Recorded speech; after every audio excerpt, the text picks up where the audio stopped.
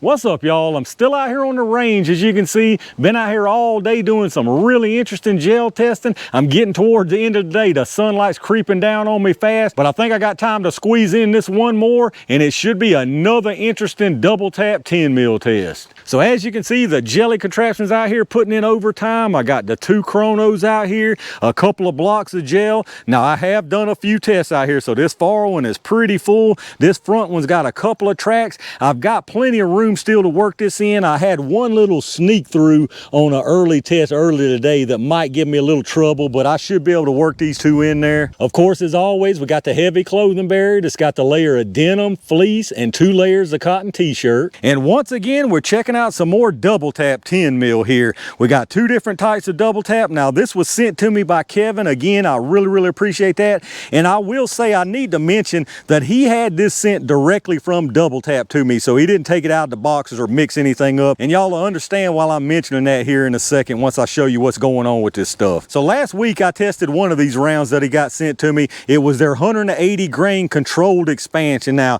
this is that round right here, nickel plated, very distinct looking projectile. And on the head spacing on this, it is stamped Extreme. That's actually a company who manufactures projectiles, and that's going to tie into what I'm about to say about these right here. So that was the 180 grain controlled expansion. As you can see, it's not a bonded projectile or anything like that, but what we got here is the 180 grain bonded and supposedly the 200 grain controlled expansion, which would be the 200 grain version of this. But that ain't what we're looking at here, unless they using a totally different projectile, which would make absolutely no sense. There's a mix-up somewhere along the line. So this 180 grain bonded defense, as you can see, I'm not going to get real close because this camera doesn't focus up real close, but I'll try to zoom in. This is definitely a bonded or plated projectile, one or the other. My thoughts are this is an Extreme. This is made by Extreme. I have tested their projectiles in the past, loaded by Ammo Inc. and 45 ACP, and I think another one. So it looks a whole lot like a gold dot. That's why when everybody see these or anything loaded with these, or berries for that matter, they always think they're gold dots. I'm 99.999% sure none of this is gold dots. I'm pretty sure these are Extreme projectiles, and this head stamp saying Extreme, it just solidifies that thought. Now, oddly enough, these are head stamped completely different. This one just got a USA A head stamp on it, and this one actually has double tap on the head stamp. So it's a bunch of mixed up stuff going on here. I don't know if it's purposely like this or there was just some mix up packaging these things, but in any case, I can tell you right now, both of these projectiles are a bonded type of projectile. Both of these, they're just different weights. That's the difference in them. Now they do look a little bit different, but for all intents and purposes, they are both bonded or plated projectiles. So if that was done on purpose, then so be it. But I'm calling both of these their bonded defense because I don't think that is the correct projectile, even based on what they show on their site. So with that out of the way, they're 180 grain bonded here. This is saying 1,300 feet per second, and they're telling you right now it's out of a 5-inch barrel. So y'all know me. Y'all know what I expect from 10 mil. If it ain't hitting 1,300 out of my Glock 20, then and I'm not buying it. I'm just not buying it. Now, I'm not refusing to use it and calling it total junk, but I know I can get better than that, and y'all know I can too. Y'all seen it from that Buffalo bore multiple times. So 1,300 from a 5-inch is what they're saying there, and then on this 200 grain, they're saying 1,250 from the 5-inch. So I don't know if that's going to be correct because I don't know if this is even the correct projectile and correct load. So we'll just see what we get, and it'll just be a mystery to all of us. And then of course what I'm running them out of as always is my 4.5-inch barrel Glock 20 Gen 4. So let's see if I can get this show on the road and work my way through this mixed up stuff right here before I lose my sunlight. Let me get us all set up and let's check them out. All right, let's see if we can figure out how fast this stuff's moving, y'all. I'm gonna do a 5-round average on both of them. I'm gonna start with the 180 first. Remember, the box is saying 1,300 from a 5-inch on this, and this is a 4.5-inch. So if you're not familiar with this radar, like I always mention, you're gonna get multiple velocities. The large numbers from your muzzle, the 5 across the bottom. One of them is set for 3 yards, which is basically where the gel is at 10 feet. And then you've got 10, 15, 25, and 50. 50 obviously is gonna be more significant running this 10 10 mil testing, because that's one of the ways the original 10 mil was kind of judged for being a true 10 mil, if you will. At a 50 yards, you're wanting to see a 200 grain projectile carrying at least 1,000 feet per second. So just keep that in mind, just a little extra tidbit of info. So let's see how fast these 180s move, y'all. I sure would like to see 13 out of these, but I know it's not gonna happen. 1241, 1204, 1196, 1206,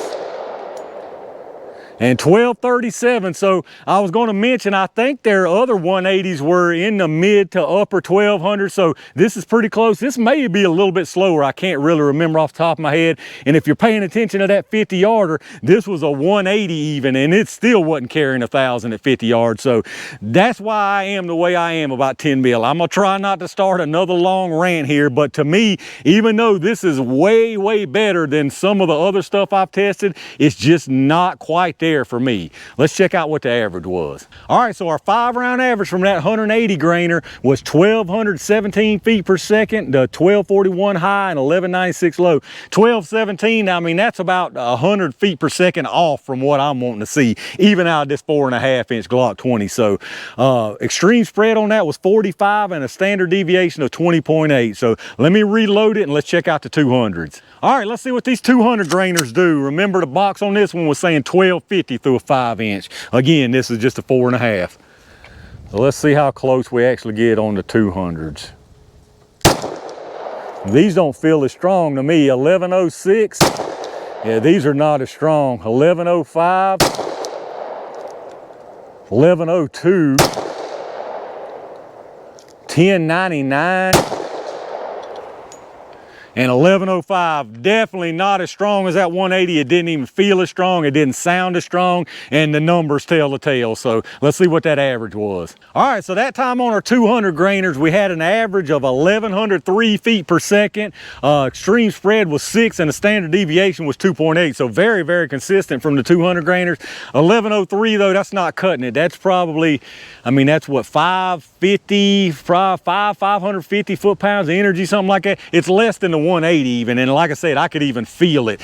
Both of them ain't right up to par for 10 mil for me. Now this was carrying the 1,000 out there at 50 feet, I think, for most of the rounds, maybe not all of them. So it's technically 10 mil, but again, y'all know I have higher standards than most, and to me, it just don't cut it. So anyway, 1103 average on the 200 grain, and if you remember on that 180, it was 1217, so you talking about 114 feet per second faster from the 180 grain projectile, which it seems a little soft to me, even the difference right there, but that's just because they're both loaded light, in my opinion, lighter than what I want to see anyway. Now, all that being said, I think they're both going to do a fantastic job in the gel. So let me get this set up. Y'all know what time it is. All right, y'all, it's triple double jelly time. We'll put one of each into the gel, starting with this 180 first. Again, just based off of what I saw from the previous 180, their controlled expansion, I think this is going to do really, really well inside the gel. But let's see what we got. It's kind of tricky down there, but I think I know where I need to put this thing. All right, that should have been good to go. Let me go see what I got.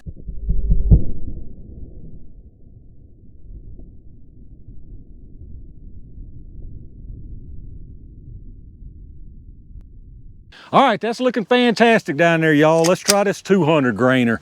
I suspect it's gonna look just as good as that 180 did. Curious to see the difference in penetration and expansion. All right, I hope I didn't go too low. I needed to keep it pretty low. Let's go check it out.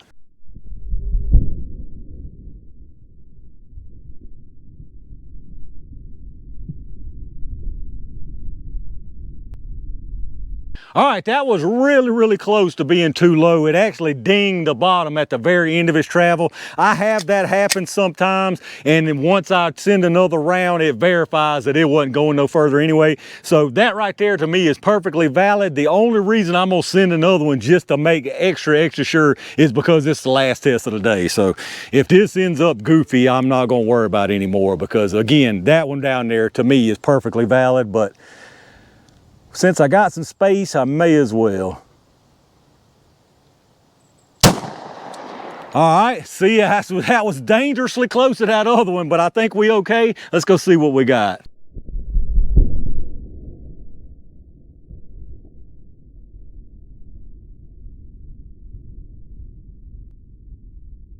All right, y'all, let's check out what we got down here. Really, really nice performance from all three of these rounds. There was really no doubt in my mind that they was going to perform very, very well in the gel. When I call these 10 mil rounds not 10 mil or bad rounds, y'all know I've explained plenty. I know most y'all understand what I'm getting at. They're not bad in general by any means. They're very, very nice performing rounds, but they're just not up to 10 mil speeds that others are up to. So I got you at a little bit of an above angle just so we can kind of see both of these here. That last one, 200, or that second and last 200 grainer that I sent to verify, went almost right behind this one. It's a little bit above it, but it's behind that one. So in the front right here, that's the 180, comes in here, very, very nice disruption. No kind of caring about that cloth, just drags the cloth all through there. Very, very nice disruption through the block, and it almost touches the end of this first 16-inch block with the forward momentum. I would say it's maybe a quarter of an inch away, and a little bit of rebound, and you can probably already see massive expansion from that projectile. And in the 200 grainers, the first one was down here at the bottom. You can see pretty much more of the same story. Comes in here, really nice disruption. You can tell immediate expansion, carries on through this first block. Now this one started curving down, and it just barely, I don't even know that it really touched it until it kind of spun around, and then it touched it a little bit and stopped right down here touching the bottom. But very, very nice expansion on this one as well. And then if you look back up above just to verify that one, that's the one behind this 180. Again, more of the same. Very, very nice disruption and energy transfer through this first block all the way into the second block. And it looks like this one, I mean, the forward momentum, I bet they're exactly the same. They may be a quarter of an inch at the most different. So definitely verified that that was a valid test. And again, really, really nice expansion on all of three of those projectiles. So as far as your penetration, this one here, the 180, sure enough, it is 15 3/4 inches of penetration. So very, very nice on that 180. And then your 200 grainers, the one down there at the bottom, looks like it stopped. The forward momentum got to exactly 19 inches. And then the second one up here on the top, it's 18 3/4. So a quarter of an inch difference between those. I would say that's just pure chance. A quarter of an inch would be within my margin of error. And here's your little closer look. This is from overhead. That right there is the 180, and then that right there is the 200, the second 200 that I sent to verify. So as you can see, very, very nice. Again, that's that 180 in the front, massive expansion from that one. And then we'll go back here, that's the 200, passes into the second block, and there you see it. Very, very nice expansion on that one as well. And then if we come back down here from the side, again, the very bottom, that was the first 200. So as you can see, it was good, good, good all the way to here, and then hit that junction and just barely tap that little bottom of that block down there, but just barely at all. And as you can see, pretty much identical from the one I sent to verify. All right, y'all, let's check out these impressive looking projectiles. This one right here is the 180. These are the two 200s. These 200s look nearly identical. I'll show you from the side here.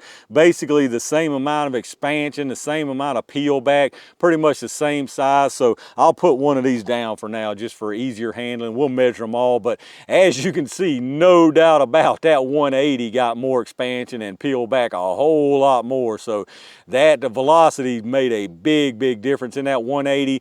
And I can just tell you right now, both of these could stand some more speed. I know a lot of people, their big thing is, well, if you push them too fast, they'll come apart. And yeah, that's true. But I can just tell you by looking at these things, there's no doubt these could handle just a little more speed. And I'd be all about these things. If they had a little more speed to them, if they could match that buffalo bore speed, I would be all about these right here, because this is some really, really nice performance from both of these weights. Now, I know there's going to be plenty of people in the comments, oh, those are gold dots, those are gold dots. I'm telling you right now, I'm 99.999% sure these are not gold dots. I could be wrong, but I'm almost positive these are not gold dots. I'm thinking they are made by Extreme. I think they're the Extreme bullets, like those that were in that Ammo Inc. that I tested. They're very, very similar looking inside and out of the case, but now on expansion, if I had some gold dots here to show you beside these, you would see a little bit of a difference. They're just as impressive once they expand, if they expand properly, but they are a little bit different. But let's get some weights on them and see what we got there. Now, these do look like they may have lost a few crumbs here just because of how open and kind of jagged they are. This one is the 180. It's sitting at 176.9, so possibly a few little crumbs lost there, but not much to speak of at all. And then your 200s here, this one is 198.6, so little to nothing lost there. And this other 200 is 198.4. So again, very, very little, if any, loss out of these. And now as far as your sizes, we'll do these 200s first. You got 668 and 640 from that one. And in this other 200, you got 640 and 642. So very, very nice expansion for 200 grain projectiles. And in this big old Starfish 180 here, you got 740 and 681. So absolutely fantastic expansion from that one there. And there you have it, y'all, a couple more double tap rounds. The 180 bonded and the 200 labeled as controlled expansion, but I'm pretty sure this is their 200 bonded. I could totally be wrong, and they're just using a different projectile for their controlled expansion than they did on the 180. But my guess is there was some kind of packaging error or something went on here, and these are their bonded version of the 200, because the projectiles are most certainly bonded projectiles. But either way, again, some fantastic performance from both of these in the gel, all three of these I should say in the gel. Very, very nice expansion, incredibly nice penetration. The energy is where it's lacking for me as far as the 10 mil. And I know when we're talking, you know, actually you're talking 100 foot-pounds or so, that's getting to be significant right there, because I'll put the, you'll have already seen the math, but if my math's correct, just off the top of my head, these are in the 500s, like around 550-ish or so, and this is definitely not breaking 700, and it's probably not all that close to 700. Now, it's not terrible by any means. I would say it's over 6. I'll have to do the math and put it up there, but decent energy and speed from both of these. But again, like I always say, if I'm paying premium prices already for 10 mil ammo, I'm gonna pay just a little bit more and get just a little bit more. All right, y'all, that does it for another double tap 10 mil test, and I believe I've squeezed all the light I can out of this sun today, so I'm gonna wrap it up right there. I think I might be getting a little bit numb to this underpowered 10 mil, because I can feel my blood pressure ain't near as high as it usually is with some of this stuff. That being said, this is not near as bad as some of the 10 mil that I call bad in my opinion. The last 180 I tested on the test before this, it was even a little better than this 180, I think. This 180 here is not bad at all. If I could get that for a smoking deal, a really good deal, I would pick some of that up and run it. Now, if I can't get it, and if I can pay $2-3 more for buffalo bore, I'm going with the buffalo bore, because there's just no sense. Y'all know how I am about 10. I can already feel myself getting ready to rant about this, so I'm not going to. Y'all already know how I feel about it. If I'm running 10 mil, I want something that feels powerful, that sounds powerful. I just want to know that I'm running some real nice, good, strong 10 mil. But let me know down in the comments what y'all think about the performance from both of these out here today. Is this something that you would happily buy and just fine with the level of power that you're getting out of it? Or do you want a little bit more? I know I'm going to see the usual host of excuses down in the comments, like I always do, from the same folks I always see them from. Trust me, I know really why 10 mil is loaded the way it's loaded. It's because of weak wrists, weak guns, and greed. Every little tiny speck of powder that ain't going in them cases is profit in their pocketbooks. If y'all think there's any other valid reason besides that you have drank that Kool-Aid by the gallon and then you're absolutely just drunk from it. But anyway, if you did enjoy the video, reach down and hit that thumbs up button, subscribe to the channel, and make sure you check and got them notifications on so you don't miss anything when I upload it. Take a second, like I always ask you, and check out those affiliate links in the video description. Anything you buy after going through those links, I get a kickback from towards the channel, so that really does help, and I definitely appreciate it. A big thanks once again to all my Range Gang members and every single one of y'all for showing the support that y'all do for the channel. I've had a lot of fun out here and got some really interesting testing done. Unfortunately, the next time out, I'm gonna have to be bundled back up for 50-something degree weather, but we'll still get it done. Y'all stay on the lookout for a lot of good stuff coming your way, and in the meantime, stay safe, stay prepared, and I'll see you soon.